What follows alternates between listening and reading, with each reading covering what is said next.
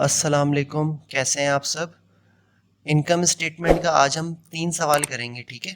पिछली वीडियो में हमने इनकम स्टेटमेंट के फॉर्मेट को सीखा था। आज की इस वीडियो में हम इनकम स्टेटमेंट बनाना सीखेंगे।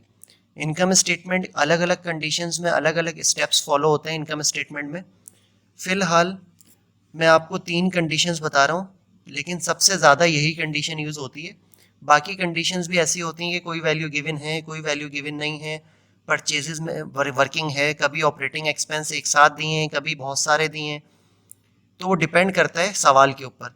तो फिलहाल हम एक सवाल कर रहे हैं। सवाल आपके सामने स्क्रीन पे आ रहा होगा। इस सवाल में आप ढूंढें कि भाई सेल कितनी है। तो देखें, सेल आपके सामने सवाल में कितनी है, 2,80,000। आपने यहाँ लिखा सेल, सेल की वैल्यू लिखी 2,80,000। सेल्स हमेशा बीच वाले कॉलम में आएगी, सेल्स हमेशा बीच वाले कॉलम में आएगी जब भी सेल्स में वर्किंग होगी। वर्किंग से मुराद है कि सेल रिटर्न या सेल डिस्काउंट सवाल में मौजूद होगा। अगर सवाल में सेल रिटर्न या सेल डिस्काउंट नहीं होगा तो सेल्स लास्ट कॉलम में आएगी। सेल रिटर्न या सेल डिस्काउंट होगा तो सेल्स सेंटर वाले कॉलम में आएगी। सही है। तो अभी इस सवाल में आप सवाल में देखें, ये रहा हमारे पास सवाल में सेल रिटर्न। सेल रिटर्न लिया 6,000, माइनस करा तो ये आ गई नेट सेल्स। अगर सेल डिस्काउंट होता तो वो भी माइनस करते, पर इस सवाल में नहीं है। फिर आपने हेडिंग डाली less cost of good sold. अच्छा सॉरी, हेडिंग से मुझे याद आया, मैंने इस हेडिंग के बारे में आपको नहीं बताया, तो ये खैर आप लोगों को पता होगा। 3 स्टेप्स में हेडिंग आती है। कंपनी का नाम, income statement for the period ended, जो भी डेट सवाल में दी होगी वो डेट। अभी सवाल में क्या डेट है, 30 जून 2010, वो डेट आ गई, ठीक है।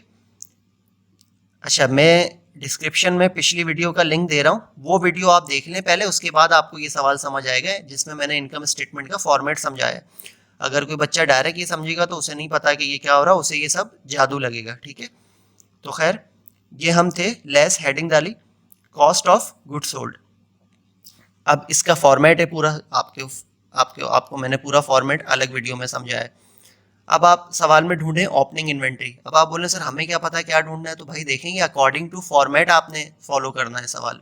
सही है, अकॉर्डिंग टू फॉर्मेट आपने सवाल को सॉल्व करना है।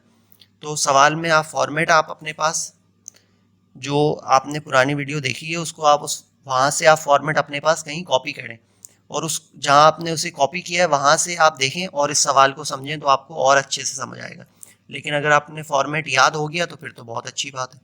जिसे याद नहीं है उसके पास कहीं लिखा हुआ होना चाहिए, तो उससे आसानी होगी ये सवाल समझने में। अब आपने लिखा ओपनिंग इन्वेंट्री। सवाल में ढूंढें opening inventory, merchandise inventory, opening merchandise inventory, beginning inventory, ये सब एक ही बात है। सही। तो ओपनिंग इन्वेंट्री कितनी है, ये देखें, ये रही सवाल में 25,000, हमने यहाँ लिखी 25,000। ऐड करना है नेट परचेजेस। तो जो भी हेडिंग है देखें वो मैंने रेड से डाली है हेडिंग। तो अब ऐड करना है नेट परचेजेस। परचेजेस की हेडिंग क्यों डाली, क्योंकि परचेजेस में वर्किंग थी। क्या वर्किंग थी, परचेज रिटर्न दिया होता। अगर परचेज रिटर्न, परचेज डिस्काउंट सवाल में ना दिया हो तो फिर हम परचेजेस का क्या करते हैं वो मैंने आगे एक सवाल में बताया है, तो जब वो सवाल कराऊंगा तो बताऊंगा। फिलहाल परचेज रिटर्न है तो लेस करा परचेज रिटर्न, परचेज पहले कॉलम में लिखी, लेस करा परचेज रिटर्न, नेट परचेजेस आ गई, ठीक है। ओपनिंग इन्वेंट्री में नेट परचेजेस ऐड करते हैं तो आता है मर्चेंडाइज अवेलेबल फॉर सेल। अच्छा, कभी भी बच्चों में अगर ये लिखूं MAFS, आगे मैं यही लिखूंगा। असल में मुझे आदत है शॉर्ट स्पेलिंग लिखने की, तो आप समझ जाना कि मैं मर्चेंडाइज अवेलेबल फॉर सेल लिख रहा हूँ। सही है, परेशान मत होना। 25,000 में जमा करा, ये आ गया। माइनस करा ending inventory. Ending inventory, inventory on December 31, inventory on 30 June, ending inventory, merchandise inventory, ending ऐसा कुछ भी लिखा हो तो इसका मतलब होता है एंडिंग इन्वेंट्री लिखा है, ठीक है। तो लेस करी एंडिंग इन्वेंट्री, तो आ गई आपकी cost of good sold. Net sales में से cost of good sold minus करेंगे तो आ जाएगा आपका ग्रॉस प्रॉफिट। अकाउंटिंग में माइनस की जगह ब्रैकेट बनता है, ठीक है। लेस करें ऑपरेटिंग एक्सपेंसेस, लेस करें ऑपरेटिंग एक्सपेंसेस। अब ऑपरेटिंग एक्सपेंस क्या होते हैं, दुनिया के जितने भी एक्सपेंसेस हैं आमतौर पे वो सारे ही ऑपरेटिंग होते हैं। आपको आपके क्वेश्चंस में ऑपरेटिंग एक्सपेंसेस ही दिए होते हैं। लेस करें ऑपरेटिंग एक्सपेंसेस। ऑपरेटिंग एक्सपेंसेस में हमने देखें, सवाल में देखें आपके पास सबसे पहले है सैलरी एक्सपेंस, फिर है रेंट एक्सपेंस, आपको सवाल में नज़र आ रहा होगा। Advertising expense, travelling expense, office supplies expense, utility expense. ये सारे एक्सपेंस लिए एक्सपेंसेस को हमेशा कहाँ लिखना है? सेंटर वाले कॉलम में, बीच वाले कॉलम में। ये 3 कॉलम्स बनाए ना हमने, सेंटर वाले कॉलम में लिखना है। इन सबको जमा करा, ये आ गए आपके total operating expenses. Gross profit में से ऑपरेटिंग एक्सपेंस माइनस करें तो आ गई आपकी नेट इनकम। नेट इनकम या नेट प्रॉफिट एक ही चीज़ होती है, ठीक है। तो ये आ गई आपकी नेट इनकम। सवाल यहाँ पे ख़त्म हो गया, ठीक है। तो उम्मीद है कि आपको समझ आया होगा, लेकिन कोई परेशानी की बात नहीं है। मैं भी इस वीडियो में भी आपको 2 सवाल और सिखाने लगा हूँ, और आगे भी मैं इंशाल्लाह इनकम स्टेटमेंट के 10-15 सवाल आपको और सॉल्व करके दिखाऊंगा। तो अगर आपका आज कोई भी मसला होगा तो आगे क्लियर हो जाएगा। और इसके अलावा आप सबके पास मेरा व्हाट्सअप नंबर है, कोई भी इशू हो, कोई भी बात समझ नहीं आए तो आप मुझसे पर्सनल में पूछ सकते हैं, ठीक है। तो अब हम जाते हैं अपने दूसरे सवाल की तरफ। तो देखें, आज का हमारा दूसरा सवाल है, आपके सामने स्क्रीन पे सवाल आ रहा होगा, उसका सलूशन ये रहा। देखें, सवाल में ढूंढे क्या है? सेल है। सेल ले ली 4 लाख। मैंने कॉलम्स नहीं बनाए, क्यों? क्योंकि देखें, ये कॉलम्स का इस सवाल में यूज़ नहीं है कोई, ना ये कॉलम यूज़ होगा ना ये कॉलम यूज़ होगा, इसलिए कॉलम्स बनाए नहीं। क्योंकि ना इस सवाल में परचेजेस में वर्किंग है ना कॉस्ट में वर्किंग है। ये वाला कॉलम यूज़ होता है परचेजेस की वर्किंग के लिए, ये वाला कॉलम यूज़ होता है कॉस्ट ऑफ गुड्स सोल्ड की वर्किंग के लिए। इस सवाल में कोई वर्किंग नहीं है। तो देखें, सेल लिया आपने, माइनस कर दिया उसमें से cost of goods sold. Cost of goods sold आपने माइनस कर दी,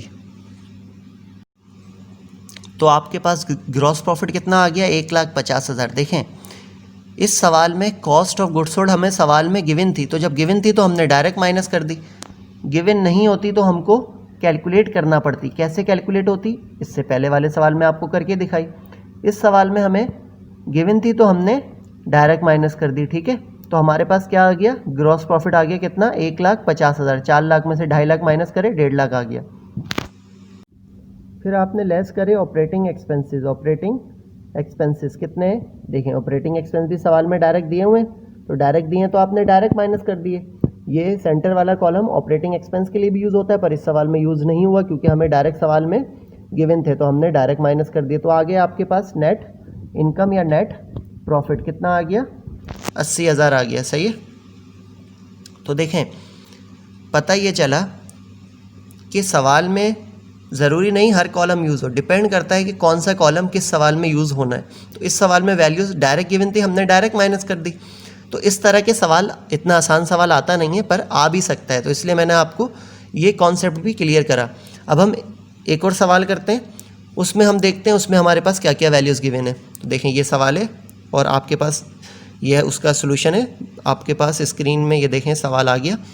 तो अब देखें, इस सवाल में आप ढूंढें सबसे पहले क्या है? सेल्स। सेल्स ले ली डायरेक्ट लास्ट कॉलम में, ठीक है। सेल्स रिटर्न सेल डिस्काउंट नहीं था, इसलिए सेल को पहले वाले कॉलम में नहीं लिखा, डायरेक्ट लास्ट कॉलम में लिखा। लेस करी कॉस्ट ऑफ गुड्स सोल्ड। कैसे निकलती है? इस सवाल में गिवन नहीं है, निकालना पड़ेगी। ओपनिंग इन्वेंट्री ली, ऐड करी परचेजेस। अब देखें, परचेजेस इस सवाल में डायरेक्ट गिवन थी। इस सवाल में क्या था कि cost of goods sold he given थी, तो परचेजेस का तो कॉन्सेप्ट ही ख़त्म हो गया, क्योंकि परचेजेस की ज़रूरत हमें क्यों पड़ती है? कॉस्ट निकालने के लिए। इससे पहले वाले सवाल में कॉस्ट भी गिवन नहीं थी और परचेजेस भी गिवन नहीं थी। नेट परचेजेस भी आपने खुद निकाली, कॉस्ट ऑफ गुड्स सोल्ड भी आपने खुद निकाली। और इस सवाल में कॉस्ट तो निकालनी है, पर परचेजेस आपको सवाल में दी हुई है।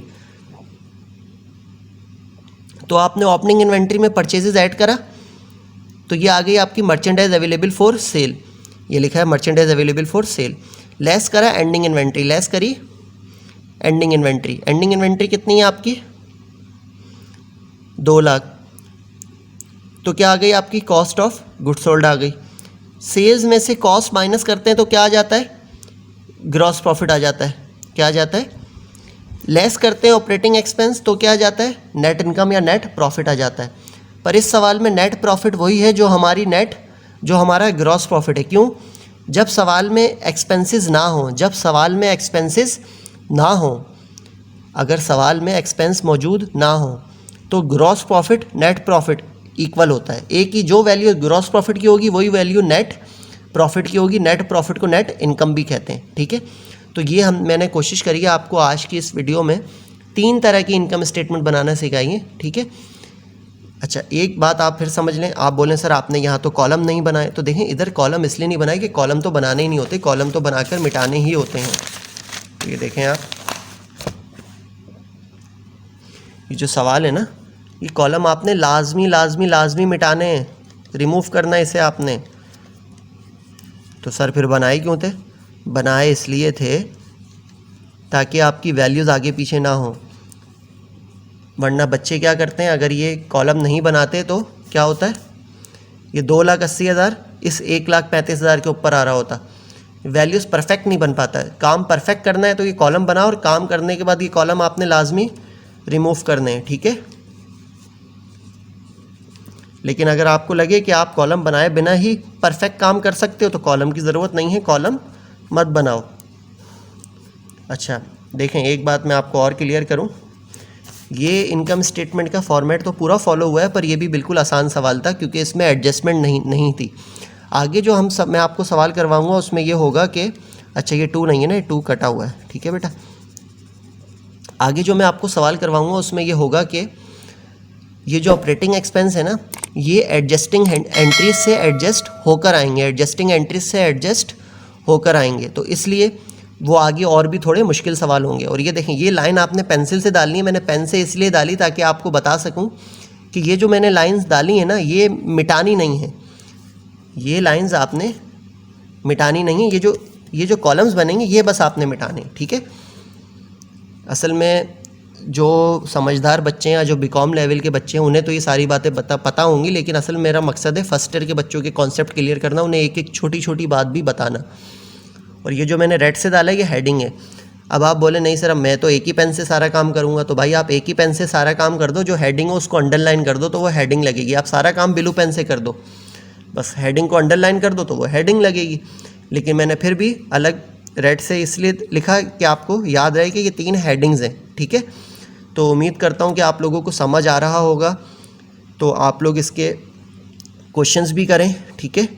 इसके क्वेश्चंस करें, किसी भी बुक से इसका क्वेश्चन करें। आप लोग जो फर्स्ट ईयर के हैं वो अपनी बुक्स अपनी 5 ईयर से करें, बीकॉम वाले अपने करें, बीबीए वाले अपनी बुक से इसके सवाल करें और मुझे चेक कराएं। मेरा व्हाट्सअप नंबर भी डिस्क्रिप्शन पे आ रहा होगा, और मैं इस इनकम स्टेटमेंट का जो फॉर्मेट है उसका लिंक भी मैं लाजमी दे रहा हूँ नीचे डिस्क्रिप्शन पे, क्योंकि इनकम स्टेटमेंट का फॉर्मेट समझना बहुत ज़्यादा ज़रूरी है। अगर आप फॉर्मेट समझे बिना ये वीडियो देख रहे हैं तो यकीनन आपको मुश्किल हुई होगी। तो आप पहले इसका फॉर्मेट समझें, उसके बाद ये वीडियो देखें तो इंशाल्लाह आपको समझ ज़रूर आएगा। अस्सलाम वालेकुम, दुआओं में याद रखिएगा। पाकिस्तान जिंदाबाद।